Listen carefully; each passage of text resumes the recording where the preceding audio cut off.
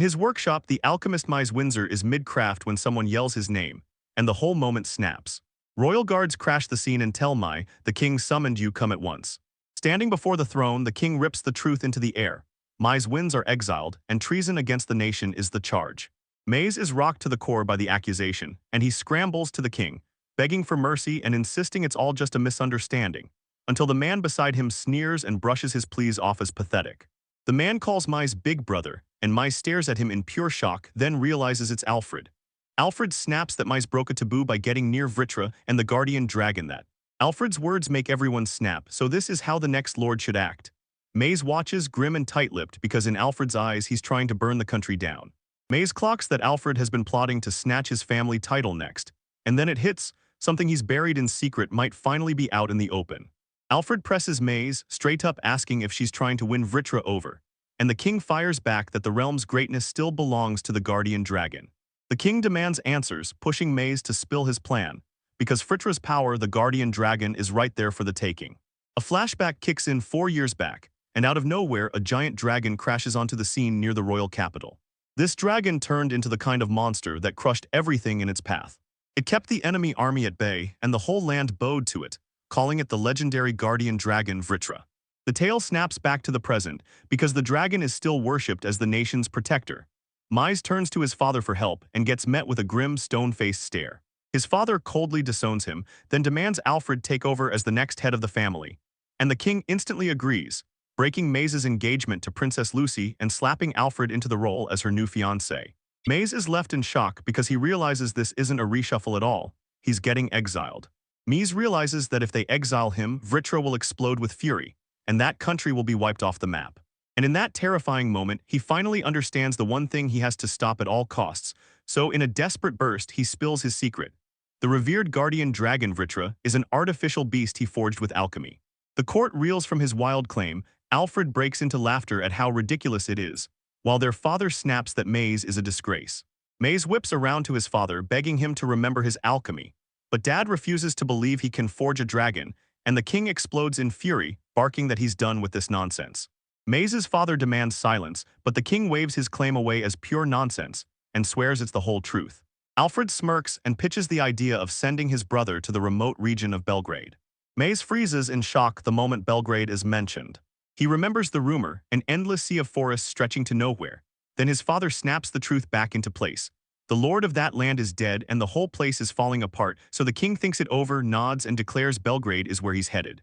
The knights yank Maze out of the throne room even as he screams in protest. And while they haul him away, Alfred bursts into a wild, maniacal laugh, swearing to his brother that he'll die right there before the dragging even stops. Maze keeps begging the king, but the king snaps that if he keeps whining, he'll be killed. As they yank him away, Maze can't stop wondering what'll happen to the country if things keep going like this. The massive throne room doors slam shut as the cart rolls out, dragging Mitz into exile. Rattling in the cart, Maze starts to panic. How in the world is he going to explain all this to Tinny? Out of nowhere, a total stranger lunges in and attacks the rolling cart. The cart gets brutally ripped apart into flying splinters. Maze gets blasted out of the wreckage and slams down hard onto the ground. Maze cranes his head and realizes he's surrounded by a whole crowd of robed figures closing in on him. He spots their symbol and the shock hits hard. Turns out he's staring down the Vritra cult. One of the cultists yells for the Plaguebringer to get out, then lunges at him, screaming that divine retribution is right on top of him. Cultists swarm him like a storm, shouting for justice. Maze panics, begging them to hold up and calm down. The cultists shout his name, spitting accusations of blasphemy because he claimed he created Lord Vritra, and Maze digs in, swearing every word is true. A cultist's scream rips through the air, "Blasphemy, this is blasphemy." A cultist spits that Mai's disrespect is so unforgivable it should earn her 1,000 deaths. That he orders Mise to atone with his life, slamming his weapon down for the kill. Right on cue, guardian dragon Vritra crashes down from the sky, and the cultists erupt with joy, convinced their lord has finally arrived. The cultists grab Vritra's attention and shout, "Look," then swear his enemies are getting crushed by divine wrath. The dragon rips its massive jaws wide, but it's got nothing sweet in mind. Vritra thrusts a savage, earth-shaking blast straight out of its mouth. The attack slams into the cultist so fast he stiffens into solid stone. Every cultist is frozen solid in a block of ice, and a shaking survivor blurts, "Why would Lord Vritra attack his own loyal followers?" Richer starts talking, ordering the survivor to tell his leader this. Anyone who dares lay a hand on Brother Mise gets dragged straight to hell. The cultist's jaw drops as Lord Vritra talks. He shrieks for his leader and bolts in panic, while Maze stares in stunned silence, watching the dragon step in to protect him. The dragon asks Mai if he's okay, and Mai freezes, shocked that the beast just spoke in human words. Maze realizes the dragon form is drawing way too much attention and pushes Tinny to shift back to her original self, because the revered guardian dragon Vritra, worshipped by the people. Turns out she's hiding a whole other truth. Vritra, the mighty dragon, morphs into a sweet young girl with horns and wings, and it's Tinny, Maze's little sister, who instantly ropes her big brother into getting her clothes from her endless storage. Mice thinks an automatic outfit switch would save her in emergencies, and right as the change clicks into place, Tinny stands there in new clothes and asks her big brother how she looks. Flustered, Mice blurts that it's fine, and Tinny immediately swings open her infinite storage to offer him a potion. He snatches it with real gratitude. Mai double-checks that Tinny didn't slaughter the cultist herself, and when someone asks, irritation sparks in her eyes as she snaps, of course not. She knew the moment she killed them, Mize would be branded a murderer. So instead, she blasted them with freezing magic, dumping them into a near-death freeze until they finally thaw out later. Tinny fires up her explanation. She's been watching over him with a clairvoyant spell, so she knows exactly what's going on. She reveals Alfred, the Vitricult founder, is the one who sent them, and Mize can't wrap his head around why Alfred would pull a stunt like that. So Tinny snaps back that he's just being dense. She shrugs it off and says it's just plain jealousy, because even after the engagement gets cancelled, Princess Lucy can't stop liking him. Tinny leans in and tells her brother straight up that the kingdom's booming prosperity is only happening because of him. Mai fires back, grilling him like, so you're saying I wasn't the one guarding the country as Vritra? Then she shakes her head. She never protected the kingdom, not once, it was always just her brother. And once her point lands, she beams and wraps him up in a happy hug, announcing she's heading to Belgrade with him. Mies frets over whether the kingdom can really stand strong, but Tinny shuts her down fast. She doesn't care about any country that doesn't have him. She promises they'll never be apart again, even as the guardian dragon abandons them. And with the kingdom already crumbling, total collapse is just a ticking clock. Tinny blurts out that she's done pretending. She's already sick of playing the guardian dragon Vritra. She blurts out that they've got to get out of the country right now and race for the Belgrade territory. Maze instantly agrees. Then Tinny steps in and offers him a ride. Before Mai can even react, Tinny explodes into her massive dragon form and roars that she's about to take off. Mai warns that if she soars around in her dragon form, she'll stick out like a beacon, and he shoots back that Vritra is the country's guardian dragon. There's no way they won't be spotted. He warns that once the dragon takes off, the townsfolk will instantly spiral into panic. And when Tinny clicks with what he means, he snaps into action and cooks up a fresh plan. She decides to climb on Mai's back in her human form, giving him a piggyback ride, and instantly leaves him totally flustered. She winks and tells him to hug her tight from behind, but Mai shuts it down fast, saying it'd be too much of a burden on her and would only drag even more eyes onto them. He decides they should ditch the debate and just buy a horse. Tinny straight up asks if they can afford one, and Maze confidently assures her that he's sitting on a pretty solid stack of money. They roll up to the stable and ask about buying a horse, and the moment the owner hears they need to reach Belgrade, he grins and claims he's got the perfect one. The stable master hands over one scrawny, pitiful-looking horse and tells them, too bad, that's all they've got. Then he hammers the deal and demands a jaw-dropping price of 40 gold coins. Fuming, Tinny decides this is just more harassment from a rotten country, while the stable master stares in stunned confusion like, wait, what? Mice quickly coughs up the full payment, swearing the horse will be just fine. As they march the horse off, Tinny snaps at her brother. How could he stand for that kind of rude stunt toward a high-ranking noble? Maze shuts her down mid-step, because he knows she's seconds away from torching the whole store to ash. Tinny scoffs that scrawny horse will never reach Belgrade.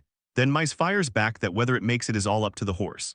Mai leans into the horse and asks, wanna sprint across the earth one more time? Go on, run it all the way to your heart's content. A flicker of pure determination sparks in the horse's eye, and with the horse quietly agreeing. Mies braces himself, ready to unleash his power. He slaps his hand on the horse and kicks his Genesis alchemy into full power. The frail horse fights through an existence evolution and bursts into a stunning rank SSS unicorn.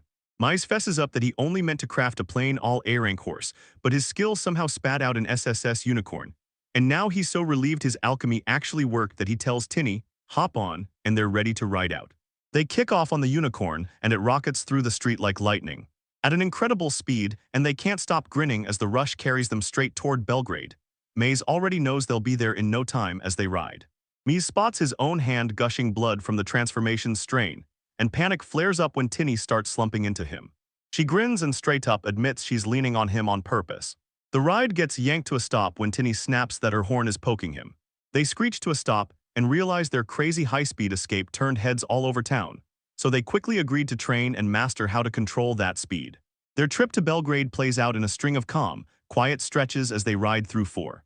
As they huddled around blazing campfires, and Tinny would slip back into her dragon form every now and then. As they rock closer to their destination, Tinny can't help but stare in awe, amazed by just how fast they're moving. Maze credits her for everything and tells them their calm journey was possible only because the local monsters are under her control. She's Vritra, the Supreme One, and even the monsters greet them like they've been expecting them. Tinny's face snaps serious as she warns Mai those monsters around Belgrade aren't under her control, so they'd better brace for whatever hits them. Mai steels himself and keeps his guard up, then she screams, "Hold on," as a projectile comes crashing toward them. A massive rock slams down right in front of them, missing by inches, and Mai squeals in pure shock. Tinny spots a nearby town getting crushed under a monster siege. Maze locks eyes on the chaos and feels doom closing in, yet he can't shake one thought. Maybe that rock was just a stray shot. Rage sparks in her because her brother got attacked, and Tinny snaps back that they can't just let it slide. So Mai nods and they rush straight to town right now. Maze yanks the unicorn forward, and they thunder toward the besieged town. And now they can finally see it looming in the distance. When they finally reach town, everything has been wrecked, totally destroyed, and the silence is so eerie it feels unnatural. Mai's gapes in stunned silence. A towering cyclops looms in the rubble, gripping a massive rock like it's about to smash the world. Mies instantly pins down exactly what caused all that destruction. A massive cyclops slams its fist down with a thunderous crash. It slams a vendor's cart to pieces, and that one eye gleams with destructive joy. Tinny watches the monsters and realizes they're wrecking the town just to have fun, while Mies can't stop worrying about the people caught in the chaos. She snaps him to attention. There's more than one monster and fresh chaos is erupting nearby, while defeated knights lie scattered all around them. The Belgrade knights dug in their heels and swore to the sky, "No way, those monsters won't lay waste to our town." Before they can even react, the Cyclops' sheer power smashes them down, so Mies grabs control and urgently orders Tinny to pull Levantine out right now. Tinny flashes a grin and confirms her magic is now locked inside the weapon. Then she tells him to use it as he rips the SSS rank magic lance Levantine into existence. Mies braces for impact and drives his powerful thrust forward. Then the magic lance rockets through the air, slicing straight toward the stunned Cyclops.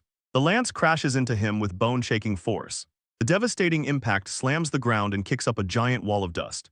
After the attack, a massive crater yawns where the Cyclops stood, and the surviving knights just freeze, staring in stunned disbelief, like they can't even process what they saw. With one brutal strike, the Cyclops gets completely pulverized, and the knights just freeze, shocked enough to swear it's an A-rank monster. Tinny cheers her brother's insane power, but Mai's voice shakes as she blurts, "Was anyone even close to the blast?" What? The knights spot the pair riding a unicorn and immediately demand to know exactly who they are. With yet another Cyclops looming over their heads, Tinny straightens up and proudly starts introducing her brother. The knights shriek in pure terror at the new threat. But just as the monster lunges, Tinny stays ice calm, tells them to drop their heads, then glares like a nightmare and leaps off the unicorn, soaring straight for the Cyclops. She draws back and prepares to obliterate the monster. She lands light on the monster's arm, then whips in at blinding speed and slashes the Cyclops wide open. The Cyclops goes down in a blink, and Tinny drops onto the ground like it's no big deal, while Mai watches, grinning with that satisfied look. Playing it cool like nothing ever happened, Tinny drops her brother, Mies, into the spotlight and declares him the new Lord of Belgrade.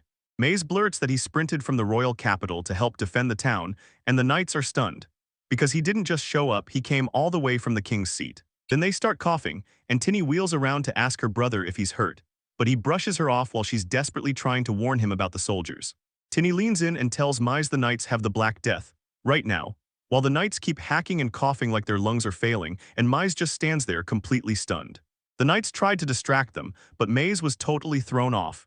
He swore the king never once mentioned any plague hitting this area. Maze's face hardens with grim resolve as he finally understands. Those soldiers aren't fighting for glory, they're bleeding out to protect the town, even with their illness wrecking them. He slams the decision down, he won't let them die. Then he orders Tinny to rip the transformation apart. Tinny nods in agreement, and the two of them lock in side by side, ready to defend the town no matter what. Tinny's body starts to twist and reshape. Her tiny frame erupts into a massive draconic form.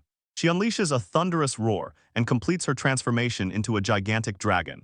The knights freeze in pure terror because they finally recognize her as Vritra, the kingdom's guardian dragon. Richard verifies who she really is, and the knights freeze in shock, because a dragon just spoke. Then she hands the whole spotlight to Maze, calling him the greatest, the supreme knight, and the others are left totally stunned by the audacity of it. Mai's cheeks flared, half thrilled, half totally baffled by all that praise, like wait, they couldn't really mean him, could they? The last Cyclopes don't stand a chance. Terror ripples through them as the mighty dragon looms. Richard glares at them, roaring that their foolishness deserves 1,000 deaths. Richard's horn lights up with raw power as she braces to unleash a brutal strike, and the terrified Cyclopes feel the fear coming. With Tinny hovering in the back, the mighty Vritra glares at the last monsters and practically demands, do they really think they can slip away? Stared down Vritra's unstoppable, crushing power. The Cyclopes waste no time, they drop their weapons, beg to surrender and swear they'll submit. Richard grills their sudden offer to surrender, and she can't help but wonder what kind of mix-up is twisting this whole situation. Vritra spits out a chilling warning, touch her brother with those fangs and it's death for you, while the Cyclopes freeze in horror at her words. She raises her weapon to finish them off, right when Vritra is seconds from striking. Mice blurts out for her to hold up, Tinny, wait. He begs her to spare the monsters, swearing they've already laid down their arms. Maze argues that her brother's move doesn't sit right. He can't stand the idea of going after an enemy who's raised a white flag. He tells them straight up, for the sake of everyone, he's determined to forge a way for humans and monsters to live side by side. Reluctantly, Vritra gives in to her brother's wishes. Then she snaps around to the trembling Cyclopes and roars that they'd better thank Maze for her generosity. The Cyclopes sobbed with relief, thanked Mai with shaking voices and swore their loyalty to him, calling him Shadow Demon King Sama, because they'd finally reverted back to her human form. Tinny barks at them to fix up the town they wrecked and slam the barricades shut by midnight, and the Cyclopes snap to it without a second thought. Mai's mind spins as that weird nickname hits him like a curveball he can't explain. Meanwhile, the Cyclopes caught on that keeping the local demons in check would pay off big time, slashing their war costs and freeing up resources for everywhere else. Just as the Cyclopes start rebuilding, the knights can't believe what they're seeing. They call it a miracle for a land teetering on the edge of ruin, because now monsters can't scare them anymore. And one of the knights even drops to his knees, begging Maze to guard the realm, saying they're sick to the bone and just waiting to die, and when Maze hears them speak so openly about death, he's completely stunned. Maze stands his ground and tells the knights loud and clear that nobody's dying, then vows he'll cure them himself. His promise hits like thunder, and the knights go completely silent, stunned, speechless, and wide-eyed. The knights scoff once the infection hits, nothing truly cures it, and even the old lords end up falling to the illness. Then Tinny steps in, chest puffed out, bragging that everyone should be grateful because her brother is the greatest alchemist the whole country has ever seen. He can't help but wonder, did his alchemy trigger that earlier dragon transformation too? Mize blazes out that he's about to unleash Genesis alchemy, a brutal, game-changing technique that forces evolution to take over reality itself. He cracked the code to transmute a healing potion and nailed a rank SSS Panacea elixir. Then he pressed it into one of the knight's hands, and she hesitated before swallowing the elixir exactly as he told her. The knight gapes in disbelief when her wounds vanish in a single instant, fully healed. The other knights spot their wounds vanishing too, and they demand to know if he really brewed an elixir. Mies just nods and swears he'll make more. Mies tells them their potions aren't nearly enough, then fires off a question, can the knights scour the town and bring back more? Once they realize the incurable Black Death might actually be cured, the knights can't wait, counting on potions, they rush to gather them all immediately. Mai scans the supplies and realizes it's still not enough, so a knight pushes for one brutal priority, save the seriously injured first with the elixirs. She points at the grotesque, twisted lumps nearby, and Maze explains how they tried and failed, because his own success rate still isn't 100%. Missy realizes they're going to have to set up a workshop if they want to boost their success rate. He decides they'll have to set up the gear from scratch, starting with an alchemy cauldron, since Tinny snaps that he didn't need one when he healed her or brought the unicorn to life, and Maze only grows darker as he warns. If those earlier attempts had gone wrong, the outcome could have turned monstrous like the potions that blew up. Seeing his failed creations, Tinny and the unicorn both freeze in terror. The knight blurts out her thanks and admits they thought the royal capital had left them to rot. Then Maze snaps, stunned, because he wasn't even told about the plague spreading nearby. The knight demands why he even came to Belgrade, and Mies snaps back that the king flat-out refuses to believe he can brew an elixir. He can't stop thinking about how Alfred shoved him out to the frontier. Tinny even suspects Alfred knew about the disease all along, and that the king was only told the last lord had died. Tinny's rage erupts as she blasts the king for exiling her brother, swearing she'd crush him the moment she gets the chance. Mai's alarmed because she's dead serious that it's the truth and that they'll all end up perishing on their own, so Mai has to scramble to smooth it over fast before her words get stamped as treason. Maze brushes off his sister's jab in a hurry, snaps at the night that Dragonhood has fried her common sense, and tells her point-blank not to take Tinny seriously. Right then, a Cyclops strides up and calls Mai the Shadow Demon King, eyes wet with tears as it begs, "Please, can I have just one elixir?" The Cyclops jabs a finger at his fallen comrades and shouts that they're still alive, still breathing. He drops to his knees and begs Maze for help, and Maze doesn't waste a second. He rushes in, telling the Cyclops, "Don't worry, I've got you." Tinny starts to doubt his choice, but Maze slams it down, "Say it straight. These guys are our comrades now, and if there's even a shot at saving them, he's going to take it." While the Cyclops is healed in a split second, the knights stand there staring. Then, shaken by his compassion, the Belgrade knights swear total, unquestioning loyalty to him. With his brand new followers, humans and monsters alike, circling him, Maze Windsor gets hoisted as their new lord. Maze leans in, demanding to know how the potions get handed out, and whether merchants from other towns help with the trade, until the knight flat out tells him their town's supply alone never cut it. And now the trade has slammed to a stop, everyone's sprinting away, terrified of the Black Death, while merchants refuse to even get near town. Maze realizes this is way worse than he feared, because with no potion supplies left, he can't brew the life-saving elixirs anymore. The knights baffled, why would an elixir maker struggle to brew basic potions? Maze drops the truth. His Genesis alchemy only lets him transmute SSS rank or higher stuff, and every single try on anything lower crashes and burns. Once he got the situation, the knight pointed to the Lord's mansion and told them the last Lord was an alchemist with a whole workshop hidden inside. So he figured there's a stockpile there, and he'd personally lead them to it. The whole crew strides up to this massive, royal-looking mansion, and when he calls out, it's met with nothing but dead, total silence. As the knight keeps screaming, Mai can't help wondering if nobody can hear her from the inside, while tinny voices keep mumbling about that rude welcome. The knight cuts in, apologizing for the silence, and says Eris, the young maid, was meant to run the mansion after the old lord died, and Mai's stomach drops as she worries. How on earth is she supposed to handle an estate that huge by herself? He's terrified she might have collapsed inside from the Black Death, so he grabs Tinny and orders him to fling the gate open. Tinny unleashes a brutal power strike, shattering the iron gate into scrap. Mies sheepishly blurts that he'd been praying Tinny could soar in and unlock the gate from the inside. And once he sees the wreckage, he decides they'll come back later and have the Cyclops fix it. Knight can't believe how solid she's being, but after all the racket they've caused, the mansion stays dead silent, and my gut screams that something is seriously wrong. As they step into the mansion, the silence hits like a punch too eerie to breathe. The knight shouts Eris, and the walls give back nothing. That deep, heavy silence sends a chill through Mai, and she scrambles to find the maid before something's gone horribly wrong. Mies snaps at the commander to tear through the second floor, while he and Tinny rush the first. To sweep across more ground in a blink, Tinny fires up her farsight and zeroes in on everything fast. Tinny fires up her farsight and sweeps the whole mansion, and the moment the scan lands, she confirms it. Just the three of them are inside, no one else. Room after room, they tear through the halls, and every single interior feels spotless, like it's been cared for down to the last detail. Maze can't wrap her head around it. How does one person keep a mansion this huge all by themselves? Then she spots it. Every corner is spotless, scrubbed clean, and that detail hits even harder since the master is already gone. He figures whoever was here hit the scene just moments ago. Then the knight commander slips back in with bad news, nothing on the second floor, right when Tinny shows up and Maze lunges with a question. Did your farsight catch anything? Tinny checks everywhere and comes up empty, and it confirms one terrifying thing: no one's inside the mansion. Maze can't shake the feeling that it doesn't make sense, because even with Tinny's skills, they should have found someone by now. Suddenly, Tinny blurts out that she's picked up other life signs, then whips her hand to point straight at where they're coming from. Turns out the life sign wasn't human at all, it was a cat. Turns out the cat at the mansion creeps up on them with total caution, then lets out a little meow. Tinny whips around to her brother and blurts out that the cat wants to ride with them. The knight's jaw drops. She can actually understand the cat. Maze quickly snaps, "It's because of my dragon transformation," and before long they're letting the cat ride along with them. The cat darts ahead and rushes them out into the mansion's garden. Tinny talks to the cat, and just like that it clicks.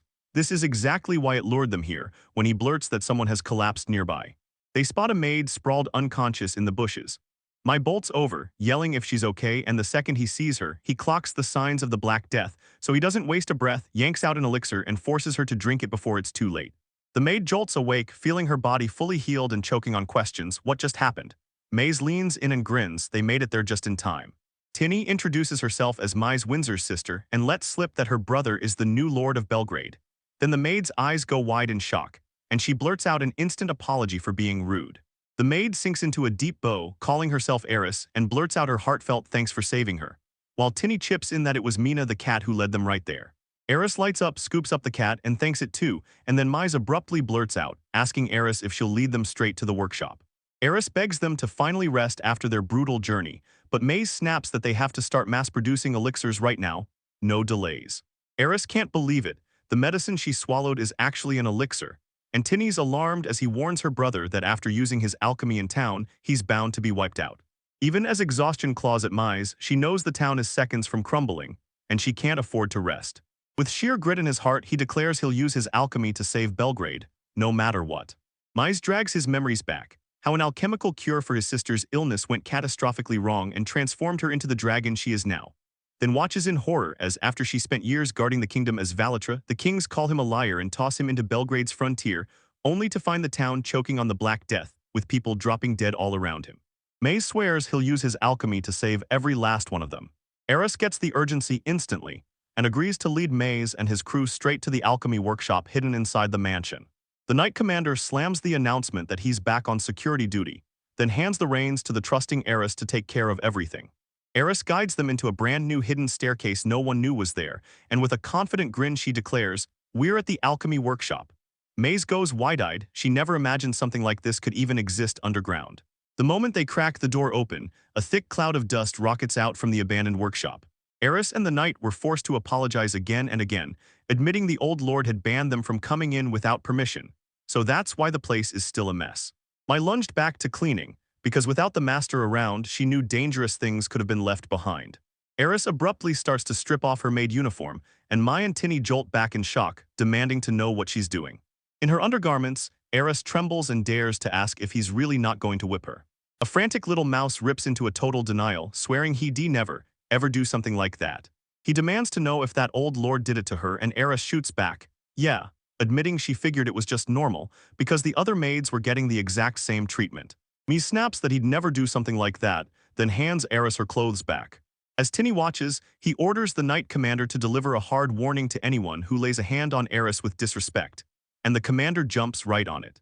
Tinny slips right up to Eris and snaps that she better not lay a single weird hand on her brother.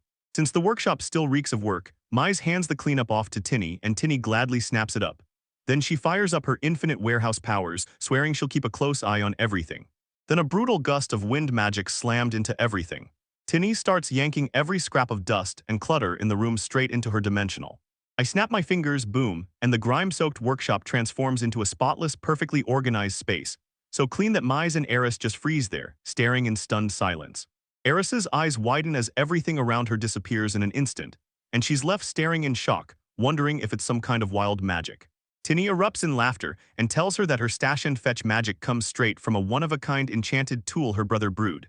Then she swears it's the only one in the whole world. Tinny brags that her brother can craft all kinds of wild magic, deadly weapons, powerful elixirs, and then casually drops the bombshell that he even created the sacred unicorn outside, leaving Eris utterly stunned. Eris remembers the Windsor family traces back to the legendary alchemist Paracelsus, and then her mind snaps to Mise's power, because his abilities feel way beyond what that famous ancestor ever pulled off. Mise cuts in fast, shaking his head and insisting, that's not true, then admits with real humility that he's still way too inexperienced. Tinny's face flickers the moment his words land, like they just yanked a buried memory right to the surface. Tinny storms in carrying a huge alchemy pot, grabs her brother Mise by the question, and asks where it should go. Then Mise's eyes narrow because that pot looks nothing like the one he used to have. Eris spots the alchemy pot, her dad's, right away, and Tinny snaps that she packed it with her before they even started their journey. In a flashback, Eris's father gets jolted when a massive claw rips through the wall. He snaps his head up in terror and spots the looming dragon, Lord Valatra. Litra thrusts the alchemy pot he's been craving right into his hands, and Tinny admits it was A's request to her father, while Mai flips through the notes and realizes the tale wasn't nearly as long as he'd feared. Mise finally swallows his shock and rolls with it, but that name, Valatra, keeps spinning in his head. Eris, totally lost, blurts out whether that little girl is his younger sister. Tinny then drops a bombshell. She isn't just any dragon, she's Velatra, the guardian dragon. When Eris can't believe it, Tinny snaps back that she can't shift into that form right here, but the truth will click for them later. Mise tore through the supplies and found a ton of materials, only to realize their potion stash was almost wiped clean, and he couldn't stop wondering how they were supposed to escape this mess. Mina, a cat, bursts into the scene, and Eris snaps at her for sneaking into the workshop, yet Mise clocks the truth fast. Mina looks hopelessly attached to him. Maze grills Eris about what's behind the Black Death, and she fires back with a wild theory that it all traces to a bird. Mies steps in and clears everything up. Turns out the real culprit is a rat, and he explains that Mina, the super smart cat, led them straight to Eris for help. Then he leans in and warns Eris he's about to drop a horrible proposal. She's allowed to refuse. Mies suggests he'll use his alchemy to force Mina to evolve into a sacred beast, then swears he'll stop the moment Mina says she's not into it. Mies doesn't sugarcoat it. He warns that one wrong move could twist Mina into a monster, and Mina's face drops in stunned silence. Mies swears that no matter how bad it gets, he'll haul Mina back no matter what. Then Eris cracks, admitting she's terrified for her. Cradling Mina in her arms, Eris throws all her trust behind her master. Mai thanks him for trusting her, then whips around to Tinny and tells her to talk to Mina. Tinny just playfully meows like, "Say less," ready to get the cat message across. Mai blurts out that Tinny can actually understand the languages of animals and monsters, and Eris is left reeling with jealous shock. Then Tinny drops Mina's exact thoughts, telling her Eris the cat would do anything to help her mom. Stunned, Eris blurts out if Mina really feels that way, and Tinny nods, saying Mina's been grateful ever since Eris took her in 3 years ago. Then Eris can't help it. She scoops up her beloved cat, overflowing with joy. With Eris and Tinny backing him, Maze feels the crushing weight of his responsibility pressed down on his shoulders. He pauses and realizes this isn't some copy of the legendary unicorn. This time he's trying to forge a one-of-a-kind existence no legend has even named. And then a brutal wave of self-doubt crashes in as he starts to wonder if he'll ever pull it off. Sensing her brother's hesitation, Tinny clamps down on his hand with unshakable grip. She stares him down with pure conviction, swearing she believes in him too, and that he's going to pull it off, no doubt. With faith fueling him, Mai's resolve hardens as he declares, "We're moving forward with sacred beast alchemy." Mai tells Tinny to pour in just the smallest drop of the alchemical solution. Tinny leans in, nods like she's sure of everything, and then pours the liquid into the massive pot with slow, steady care. Once that ingredient hit the mix, the mice surged forward and drove a glowing rod straight down into the mixture. The brew starts to bubble and fight back, and Eris and Mina stare at it with nerves on full blast. Maze focuses his power, unleashing a rank SSS ability, creation alchemy that bends existence and fuels evolution. A blinding flash detonates from the pot, lighting up everything in one brutal burst. The shocking scene snaps Eris and Tinny to attention, and when the light fades, Tinny screams for Mina as a giant shape rockets out of the pot, groaning that it's burning hot. The creature rockets off in a blur so fast it's almost unbelievable.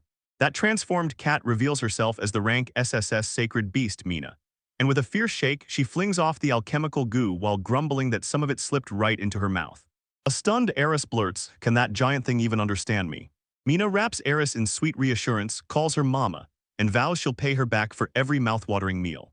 When Mai's plan finally clicks, she grabs Mina and hands her a mission on the spot: wipe out the rats spreading the Black Death, and Mina lights up, eager to take the job.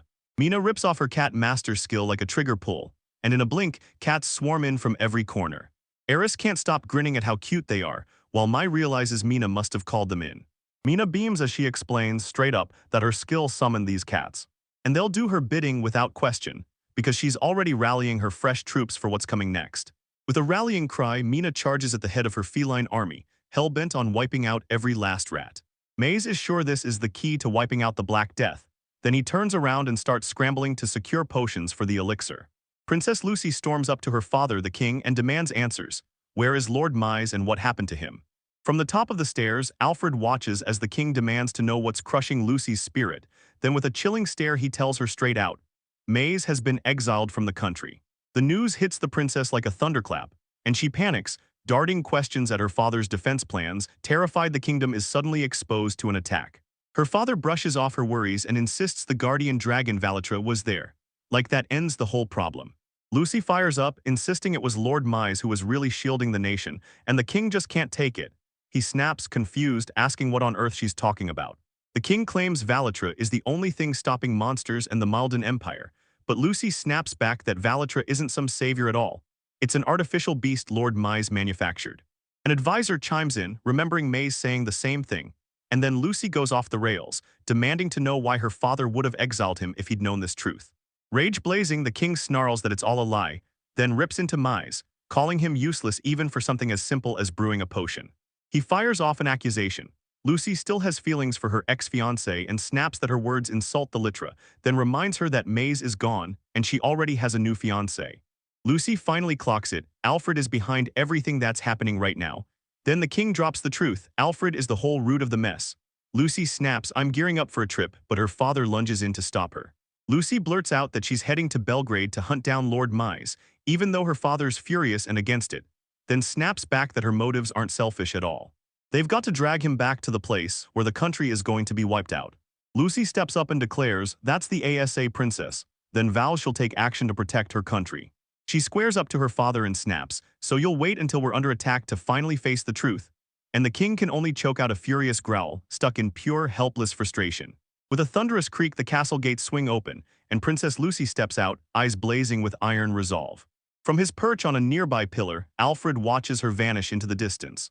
Alfred steps out and confronts Lucy, demanding where she's headed, and when she says Belgrade, a smug grin spreads across his face as he claims he's come to drag back his fiancé. Lucy snaps back in fury, saying her fiancé is Lord Mise, and she orders him to get out of her way. Alfred sneers and spits out that he already unleashed the Velatra cult on Mise, then freezes when he realizes Mise got away, and with a terrifying glare he tells Lucy, if she keeps trying to get in his way, he'll turn this place into her grave. She skips along the city streets, humming a bright, cheerful tune like the whole world's on her playlist. Her body feels weightless, like the pain of the Black Death is finally gone. Ever since Lord Mise rolled into Belgrade, the city's been clawing its way back to life, while Mina's summoned cats are locked in a non-stop war against plague rats. The maid fully trusts that Lord Mise will figure out a way to handle it all, so she locks in on her job and serves him a perfect, fine meal. She lets her mind drift to serving her master, daylight hours and deep into the night. Embarrassed by her own inappropriate thoughts, she suddenly gets yanked from behind and cut off when a masked assassin clamps a hand over her mouth and drags the maid into captivity. He orders her to stop fighting, and then the assassin drops the bombshell.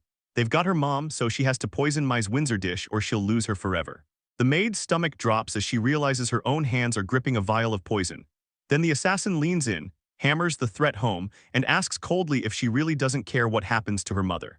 She realizes her attacker slid in without a sound, like some silencing spell had swallowed every step. The assassin unveils a magical viewing tool that can peer across the distance, then snaps, now look, tell me who's showing up on it.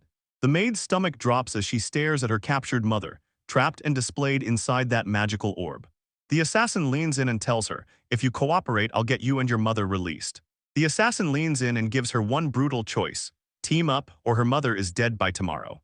The maid wrestles with the urge to poison her master, knowing she can't mess with someone who will save countless lives. And as she fights that dark impulse, her captor watches her with icy, cold eyes, silently admiring just how devoted she is. Since she won't bend, the assassin decides she's worthless, and then coldly orders her mother's death. The maid pleads frantically for them to stop. Then, out of nowhere, a hidden voice barges in, demanding to know exactly what's going on. Mise Windsor, with Mina right beside him, barrels straight into the attackers and demands they let her go, leaving the assassins frozen in shock at the sudden sight of Mise Windsor. The assassins freeze in disbelief. Someone caught them the moment they stepped in. Mina snorts at their attempt to sneak in, calling it totally naive. Then she tells them her cat network across the land sniffs out every intruder the second they step in, and the maid bursts into tears of relief, shouting Mina's name. The maid frets that Master Mise and the alchemist can't hold off assassins, and the assassins snap, fine, then they'll strike them head-on. Terrified for her life, she begs him to flay right now. Missy glares, and you can feel the confrontation charging in the air. The assassin yanks the maid into his grip and puts a chilling threat to her life in her face, forcing Mai and Mina to freeze. Then he warns them to stay back and even clocks that big cat lurking nearby. Mai snaps to it on the spot. He's the assassin's target and demands to know who's behind it. He clocks it instantly, pinning it on his brother Alfred, who treats Mise like a problem and coldly says he'll never forgive him for dragging innocent people into their war. With Ellis held hostage, one assassin barked for Mise Windsor to drop his weapons. No time for chit-chat, and Ellis screamed in heartbreak, pleading with Lord Mai not to give in. With a fierce look on his face, Mise says he gets what's going on. Then he eases his sword down like he's choosing surrender. The assassin gripping Ellis freezes in shock when Ellis actually tosses away his weapon. Mise keeps his sword planted on the ground and calmly spits out, activation. He slams down a devastating paralysis spell, and it blasts outward in a searing wave. He ambushed his enemies, leaving them totally blindsided. One of the assassins, revealed as a skeleton, gets blasted out by the explosion. The assassins get slammed into total paralysis by a magical force. Only helpless screams escape them as their bodies lock up and crack under the spell. And with Ellis finally free, he's left stunned, wondering what the heck just happened. Mise stays calm as he reveals the truth. This isn't just any blade, it's a rank SSS magic paralyzation sword built to subdue without killing, the exact gift he'd been waiting for from his brother. With the threat finally wiped out, Mina barrels over to a totally stunned Ellis. She asks if Ellis is okay and the maid assures her Ellis isn't hurt, yet Ellis still breaks down and sobs that her mother has been taken hostage. Mina grins and blurts that she already tracked the magic straight to the thieves' hideout, so they'd better rush in, smash those crooks, and pull the hostages out before anything goes wrong. Mies whips around to Ellis and tells her, "Wait right here, I'll be back." Then he swears he'll save her mother, and he orders Mina to watch over Ellis while he's gone. Worry gnaws at Ellis as she asks Mies straight up if they can really pull off a stunt this big, while Mina stands beside her, saluting with full force. And with zero hesitation, he declares that the two of them can conquer anything, then tells Ellis to wait, telling him to breathe easy. With tears of hope pouring down her face, Ellis clutches that belief tight and begs anyone to bring her mother back safe. Mina rips into her terrifying dragon form, and with Mai by her side, they blast skyward into the air together. While they're still flying, Mai blurts out to Mina, "Where are the hideouts?" And Mina shoots back, "A ruined castle in the northern forest." Mai barks orders to go at full speed, and Mina snaps to attention. Then she rockets through the sky in her dragon form. Maze yells at her to hurry as he screams that Ellis's mom is in grave danger. Mina snaps back, calling him her brother as she finally acknowledges him. Mina tells Maze the enemy base is right within her control, and Maze can't believe she wrangled the area's monsters in just 2 crazy days. She barked telepathic commands to the nearby goblins and wyverns, and Mina nods along. This whole mission is a distraction, not a single life taken. The moment it starts, goblins slam into the assassin's hideout and launch a full-on attack. Panic erupts across the men's ranks when goblins suddenly smash into the castle, leaving them scrambling to flee before it's too late. Just as they think they're free, they peek outside, and a roaring swarm of flying dragons tears their escape apart. The assassins snap to the truth. Every exit is gone and they have to backpedal fast, vanishing inside. Inside the castle, the assassins suddenly get pinned in, buried under a roaring horde of goblins. They're shoved into a fight, and they have to defend themselves from the relentless wave that. Ellis' mother exhales with tired relief when her rescuers finally show up, and Mina calls out their arrival to Mies. Mies orders Mina to slam straight in, and Mina immediately snaps to action without a second thought. Minas blasted through the castle wall with pure earth-shaking force. Rubble rockets through the air, and he snatches the assassins off guard so hard they don't even get a chance to react. One of the men jerks his head up in terror. Then the massive dragon's demonic grin looms over him, and the goblins erupt in cheers because their boss, Lord Viratra, has arrived. The human assassins freeze, shocked out of their minds as they realize exactly who just showed up. Mies tracks down Ellis' mother. She's sealed away inside a glowing bubble, surrounded by rubble and danger. May snaps, "Are you okay?" As he starts ripping her ropes loose, she coughs hard yet begs him to rescue her daughter, not realizing Ellis is already safe. Mies reassures her Ellis is safe, and they only showed up because her daughter asked for them.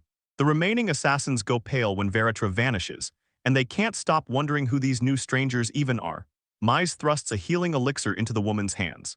The woman's eyes go wide as the pain in her body evaporates in an instant, and she blurts out to Maze, asking if what she just drank was an elixir. Then she quickly panics, apologizing over and over for wasting something that priceless on her. Mina beams and says, "For my brother, brewing something at that level is a total breeze." The assassins reel in shock, because there are supposed to be only 7 of these elixirs in the whole world, and one of them spots Maze Windsor at once. Another man, clutching barely anything but his elixir, locks onto his target and swears that if he kills Mies, he'll be set for life. With a wild grin, the assassin rockets forward and slams his blade down at Ellis's mother.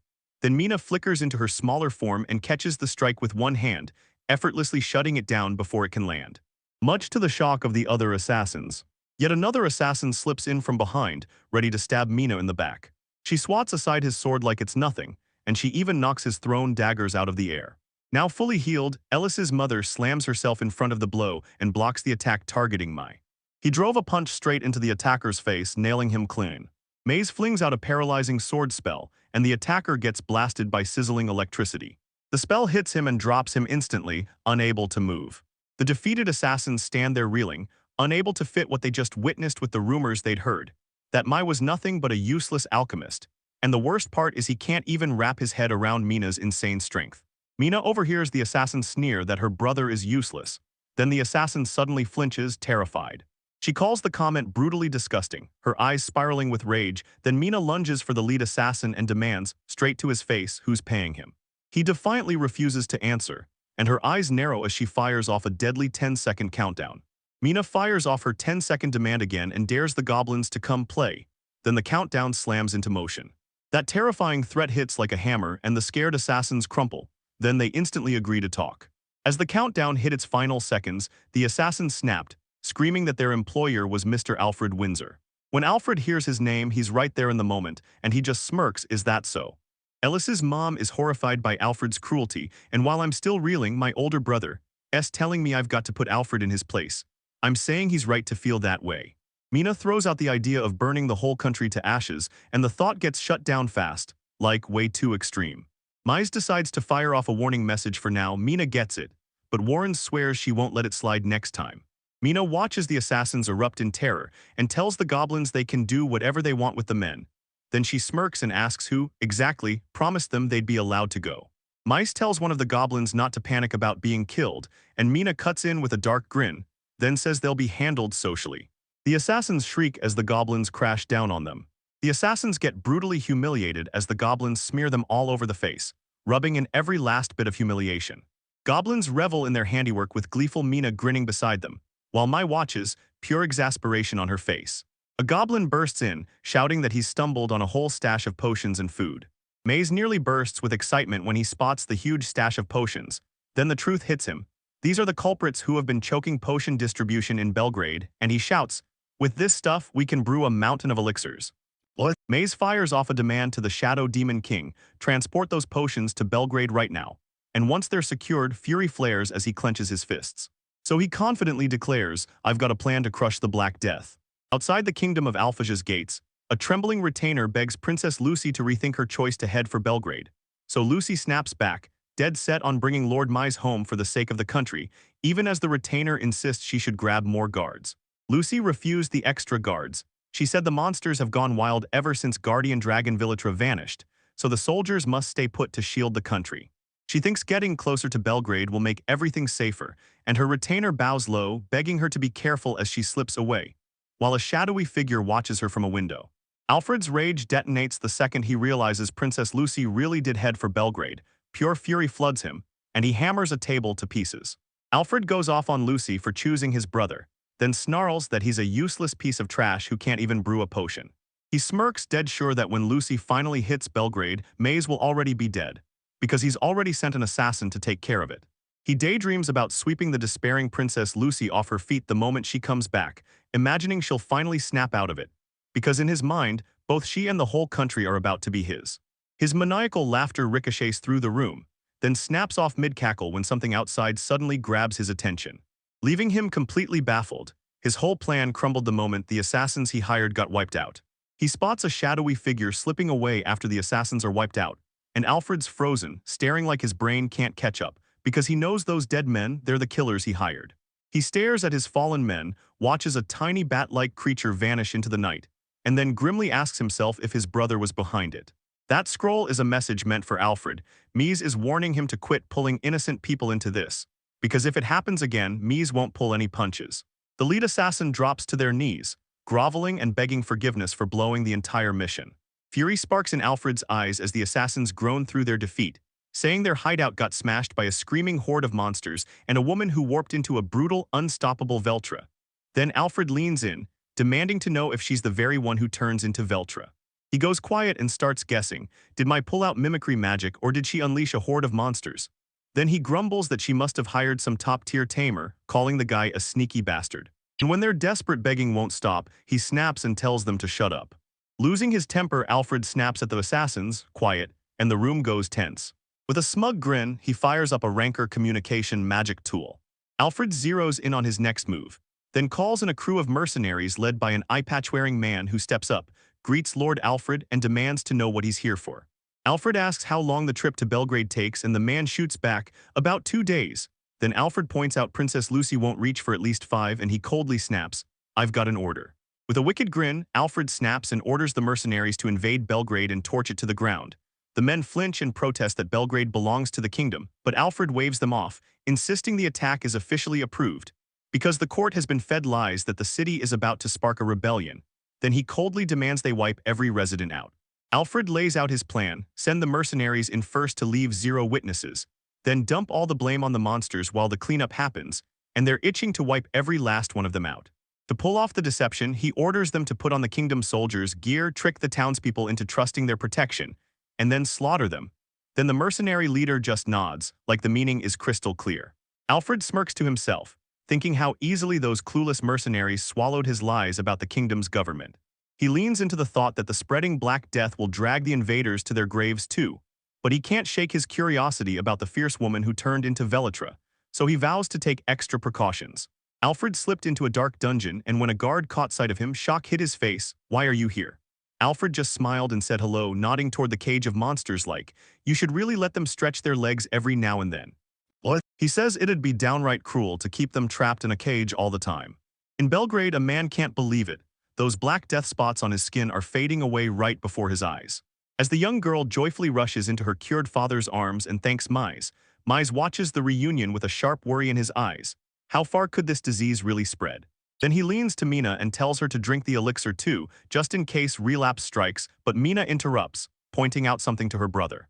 When they look around, their town is absolutely overrun. Cats are everywhere, spilling through the streets. Cats are everywhere you look. This whole town is packed with them, corner to corner. Mina is freaking out with joy, calling what they see a feast for the eyes, while Maze hisses that the cats have to wipe out the Black Death source. Mina flashes a proud smile and says it's exactly what you'd expect from her big brother, still struggling to believe the city was barely holding on to life just days ago. Mina heaps praise on Maze, stunned that he delivered such a fast, razor-precise answer and calling his skills as a lord top tier, while a flustered Maze scrambles to dodge the compliment. Mina swears it's true and lunges in for a hug. Then her horn slips and pokes him, and she instantly blurts out an apology. He realizes their next problem is food shortages, because the hideout's supplies won't last forever, so Maze snaps back into focus and pushes them to restart that stalled trade. He fears someone deliberately choked off the distribution, and it's a nightmare, right as Knight reports that the elixirs are finally finished being handed out. A crew of women from the Knight's order shows up, "Thank me right there." Mise jerks back in surprise and blurts out who the crowd is, and the Knight tells him everyone's desperate to meet him and thank him with all their hearts. Mise suddenly gets boxed in by an exploding wave of grateful townspeople. They crown him as history's greatest alchemist, the one who crafted the miracle potion, and call him the savior who pulled them back from the brink. The town's love for him keeps swelling, and some even swear he's a reincarnation of the legendary alchemist Paracelsus, and Mina proudly nods right along with them. Overwhelmed with gratitude, the woman snatches Mai's hand and vows she'll do anything he commands. Mina swoops in, yanks the woman away from Maze, and with zero hesitation claims Maze as her older brother, then snaps that she better not meddle. The intimidated woman nods in agreement, and Maze wastes no time. She orders the Knight leaders to gulp the elixir again as a precaution, and they accept without hesitation. Right when it looked like everything was finally calming down, a colossal explosion detonates, shattering a building where Cyclops had been working. Mina and the others flinched at the sudden blast, then my blurted questions straight at the explosion. Panic detonates through the city as explosions slam into the streets, and everyone scatters in sheer terror, while Mai screams for help and Mina calls out to her cat-like form.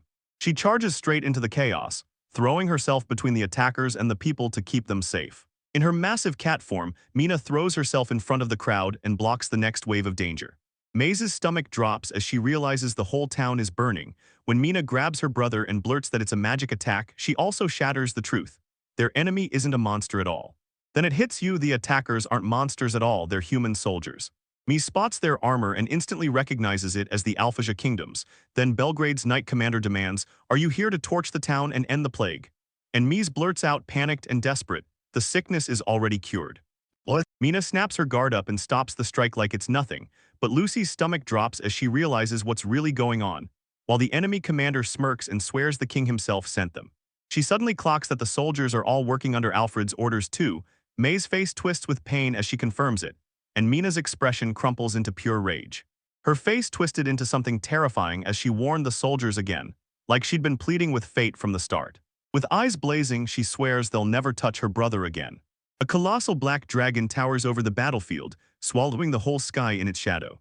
And it slammed their soldiers to a sudden halt. Maze freezes in stunned awe as he realizes the beast is none other than Velitra, the guardian dragon, and Maze and his powerful allies lock arms and stand together. Ready to square up against that giant dragon blocking their path, Mai snaps quiet instructions to Tiny, "Go check things out and stay safe." Then he begs for one small distraction, just enough to stop it from wiping them out completely. When the beast finally bursts onto the battlefield, the mercenary is left frozen in shock. The enemy commander, beads of sweat flying, tries to snap his soldiers back into line, shouting that this dragon is just a fake conjured by illusion magic, not the real guardian dragon. Unmoved by the illusion, the mercenaries call the people of Belgrade simple traitors, then swear they'll wipe everyone out. Right then, the Knights of Belgrade swear they'll stick with Maze no matter what, declaring they're ready to follow his orders and serve him at once. With that command shouted, the battle for Belgrade explodes to life, and the town's knights along with Mai's monstrous allies smash forward into the fray, ready to unleash total war and burn everything down to protect their home. The enemy commander stands there, staring as chaos erupts around him and the battle rages on, while archers unleash wave after wave of arrows. Then the soldiers slam into each other, and the enemy commander flashes a maniacal grin like he's already won. Right in the chaos, Mai slices through multiple enemy fighters with deadly grace, then he spots the dragon as the real threat. The enemy commander snaps to his mage squad, hit it with everything, and a storm of magical bolts tears toward the creature. Maze yells out, begging for a tiny alarm to go off. The mage unleashes a full-force blast that detonates into the dragon, and the soldiers freeze in stunned silence at what they just witnessed. The lead soldier freezes in sheer disbelief, staring at the aftermath as their assault lands with absolutely zero effect, stunned all over again. The dragon bursts out of the chaos totally unhurt, then it strikes back, blasting a brutal stun bolt that knocks everything flat. The magical blast crashes into the enemy soldiers and freezes them solid right where they stand. Elsewhere in the chaos, a soldier gets caught off guard when Mina's cat-like creature lunges in and slams him with a devastating punch. The enemy commander stares, totally baffled by the strange creature's arrival, while the monster cat smirks and proudly announces that the whole town is now under its protection, right after it knocks the soldier out cold. The Cyclopes turned out to be brutal defenders, smashing enemy soldiers to the ground with nothing but raw, unstoppable strength. They're so unstoppable they swat away attacks with their bare hands. A Cyclops nonchalantly snatches up a soldier, then it effortlessly swats the next one aside like they're nothing but an insect. That brutal show of power sends the last invaders into full-blown panic. A Cyclops' boulders slam their way shut, blocking every step forward. Then the mercenaries freak out, clocking it as an A-rank monster and panicking about what the hell is going on in town. The thing declares itself a loyal servant to Lord Valatra and the shadow demon Kingmise, like it's claiming the whole place. On a rooftop, a deadly enemy archer draws back and fires a pinpoint shot with terrifying precision. The arrow slams straight into one of the Cyclopes, right into its eye. The mercenary captain sizes up the skilled archer and calls him Mise Windsor, certain that snapping his defeat is the one move that will open the path to victory. As he rallies his men, Mina's cat-shaped shadow swells overhead, hanging over them like a dark omen.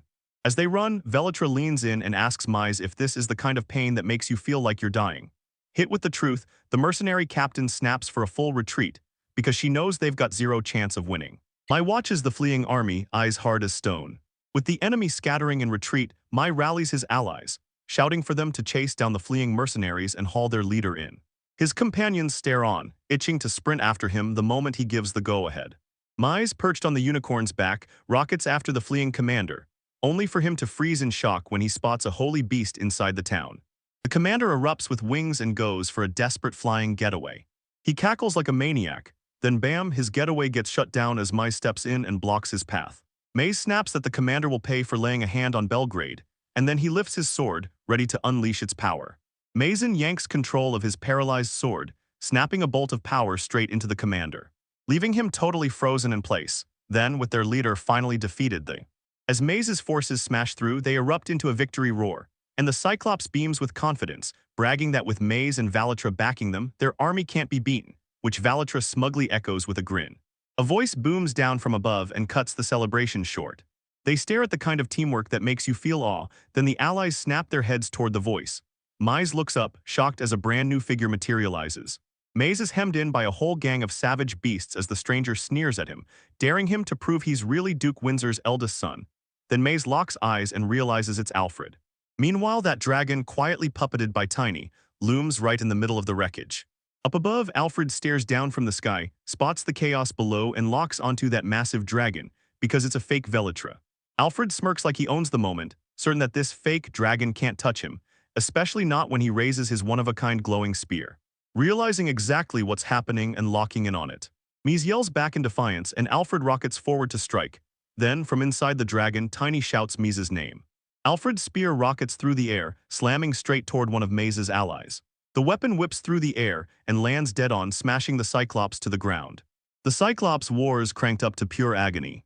Alfred looked totally stunned, blurting out that he couldn't even tell if he knew what he was doing. He messed up the controls, then turned around and marveled at how insanely powerful his weapon was. Mize's eyes widen with pure alarm. Alfred stands there like he owns the moment, already plotting his next move. Maze snaps at his allies to fall back, hammers home that Alfred is his fight, and that Alfred's no small thorn for some knight to handle. Still, the knight bows, wishes them victory, and they retreat. Alfred needles Maze, smirking, "Are you scared?" Then he braggers up a storm, claiming his spear is the mightiest weapon in the kingdom, sharp enough to punch straight through dragon scales. He even whips out a chimera forged from several magical beasts, then declares that Mai and her crew don't stand a snowball's chance in hell.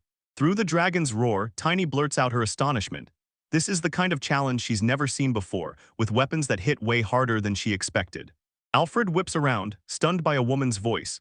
He swears it's just illusion magic, until Maze cuts in and asks if he realizes innocent people are actually living in their town. Alfred sneers, cold as steel, and spits the truth. This town is nothing but a playground for kids already infected with the Black Death. Mize is left completely speechless when the shocking truth finally lands. Rage-flooding Maze, he snaps at Alfred, "So you think Tiny's worthless too?" Alfred bears his grudge and spits out that Tiny brought the Black Death into their family 4 years ago. He roars at Maze, blasting him with one brutal question: what would he do if Alfred himself got infected? And Maze can't ignore how deep his brother's hate runs. Maze remembers 4 years back, he was scrambling to save his sister, but Alfred was simmering with pure resentment, and Tiny cuts in that she's been serving the kingdom ever since. Back then, she didn't hold a shred of resentment toward her brother, Alfred. Mice didn't even understand his own alchemy yet, and he kept failing again and again until he finally mastered it. Tiny keeps talking, and she says those events forged her into someone strong enough to shield Mai, and she's honestly grateful it turned out that way. Alfred can't stand the back and forth. He shoves them toward the fight, and Maze glances at his brother as steel hardens in his eyes. With eyes locked in steel, Maze declares, "I'm the older brother, so I'll pass judgment on Alfred." Rage boils in Alfred as he demands how someone with useless skills could ever judge him, and he swears he'll make Mize see his mistake. Mize keeps his cool and tells Tiny, "Go grab the shield from the tiny warehouse." She obeys, and as Alfred charges through the chaos, a radiant, sun-like shield bursts into existence, snapping up the incoming attack before it can land. The SSS magic shield doesn't even flinch. It swats the blow away with unstoppable ease.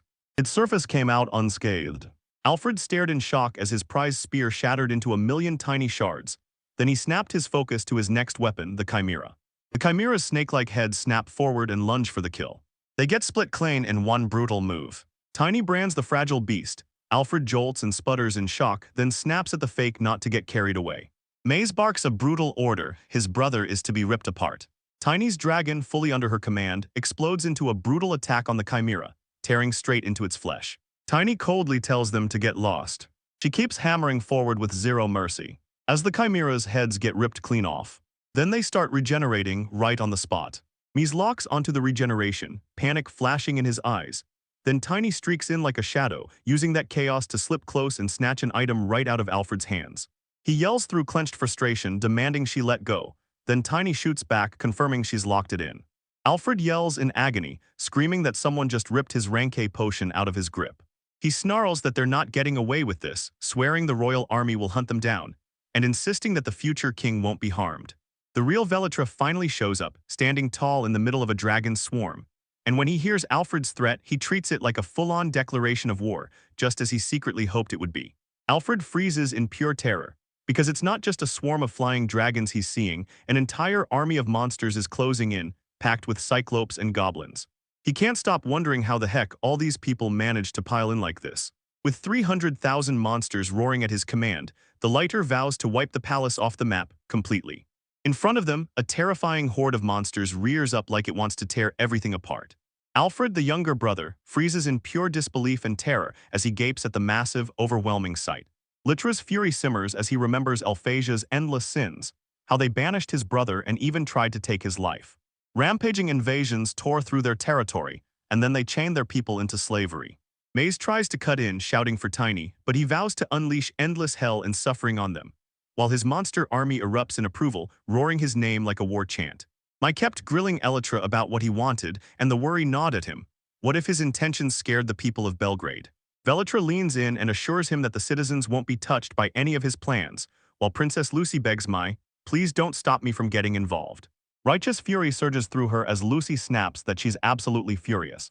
Her terrifying glare makes Alfred shriek in pure fear, and she swears she'll crush every last enemy Maze has.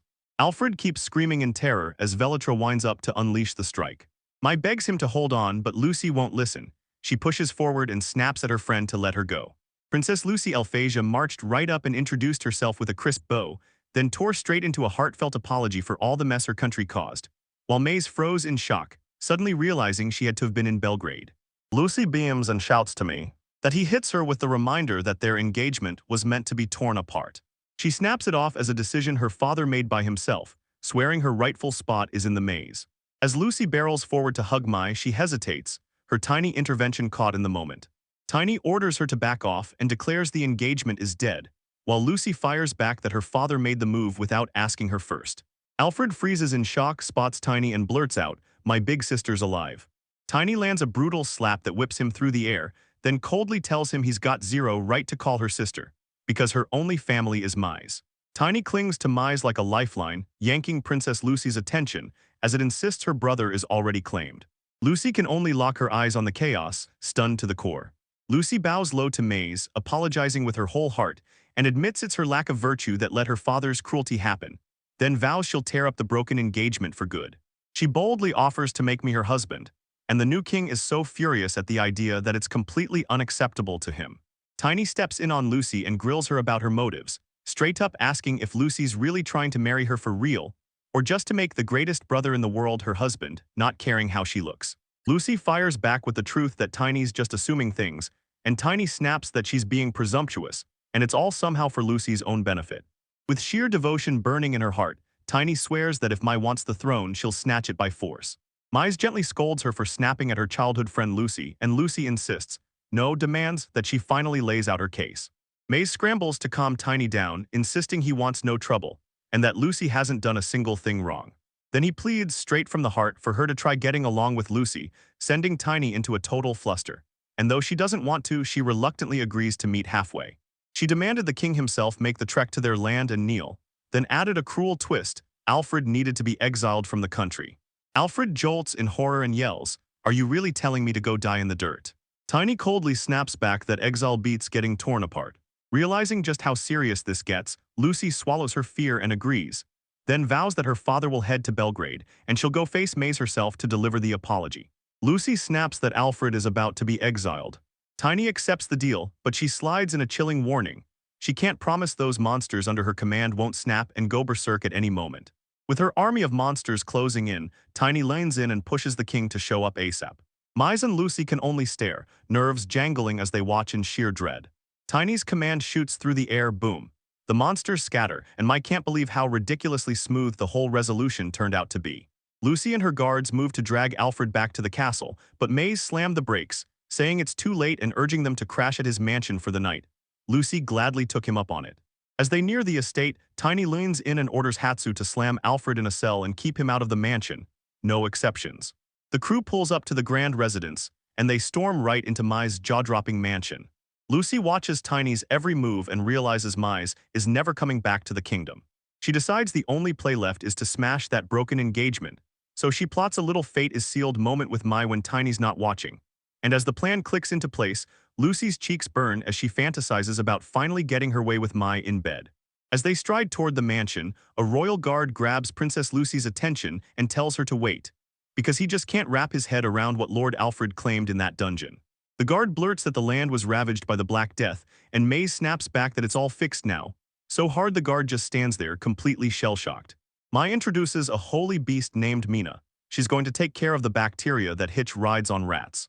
He even hands out elixirs to heal every resident, shocking the guards, and Mai, with total casual confidence, tosses Lucy the legendary level potions and tells her royal guard to drink as much as they want, just in case they're worried.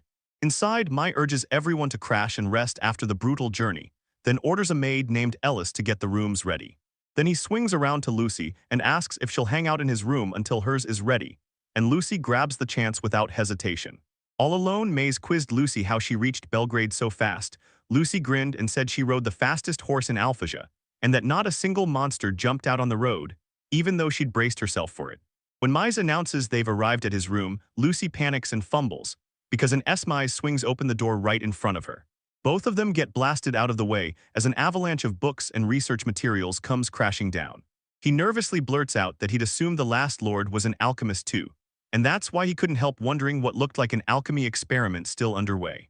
Lucy cuts him off right there, saying it wasn't the previous lord's doing at all.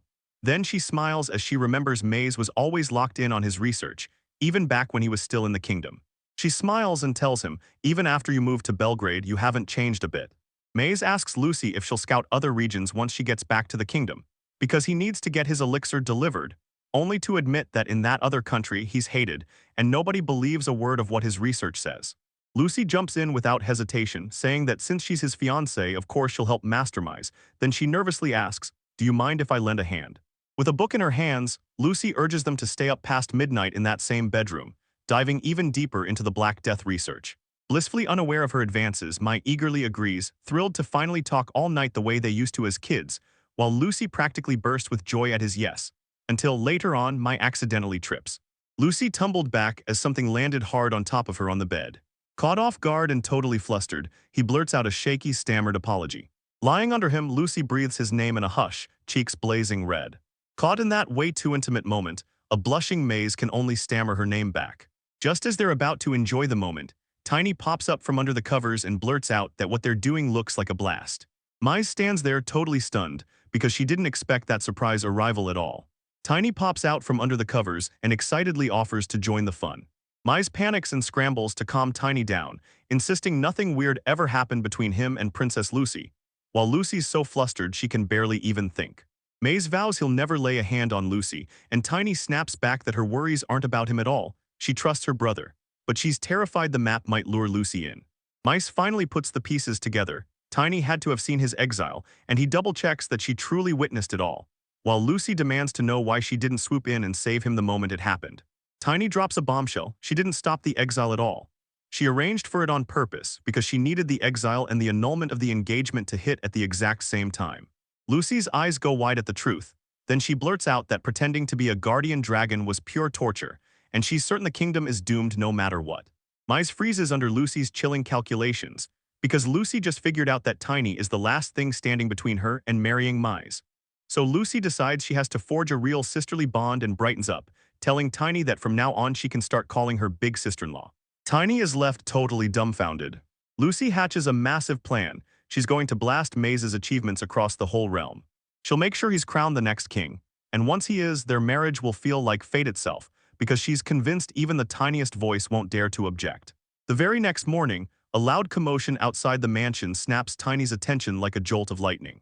Ellis sprints toward the noise, then comes barreling back with a wild report. Someone's dragged a whole group of people back with them.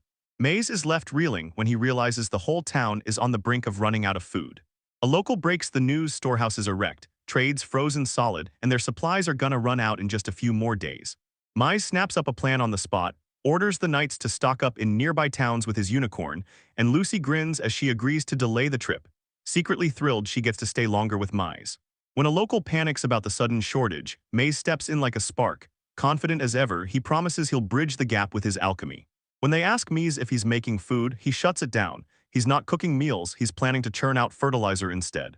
He orders the knights to pour their buying power into meat, then locks the plan in place and slips off to start his alchemical work. Then he kicks off the alchemy, and boom! Vines explode from the ground, spiraling around his gear and trapping his equipment in place. With razor-sharp focus, he heads straight to work. Then Mize begs Ellis for an empty field, but Ellis doubts those seeds can sprout in time, until Mize's tiny alchemy urges her to take the leap of faith. Lucy nods like, yeah, let's try it, and Ellis, fully convinced, steps up to guide them straight to the perfect spot. Once the seeds rain across the field, Mize snaps into action. Then he unleashes his rank SSS Super Rapid Growth Fertilizer, blasting the next step into motion. He slams the powerful fertilizer into the soil, and Maze can't stop fidgeting, praying his mashup of two different alchemy formulas actually works. Suddenly the ground starts twitching, and right before their shocked eyes, plants rip up from the soil and shoot upward at insane speed. The experiment is a total win, conjuring a massive, glistening level-up tomato that looked like it was about to explode with power. Mike grins and shoves the fruit into his friend's hands, and you can see their jaws drop, because he's absolutely glowing, knowing his alchemy actually worked. Mice proudly unveiled a rank SSS leveled up tomato. The whole town gapes in disbelief, stunned by how fast the plants piled on fruit, so to make sure it's the real deal, the mice marches in for a taste test. Right before Maze can bite, Ella stops her dead and demands a poison test first, insisting there's always a slim chance something dangerous lurks. Then, shockingly, Maze actually agrees and lets her do it. Nervous as a live wire, she bites into the tomato. Then Mice calls her name, watching her with worried eyes. Relief hits everyone as Ella's face lights up and she blurts that the tomato is delicious, and right then Lucy jumps in, "Can I try too?" While Tiny adds their voice to the mix.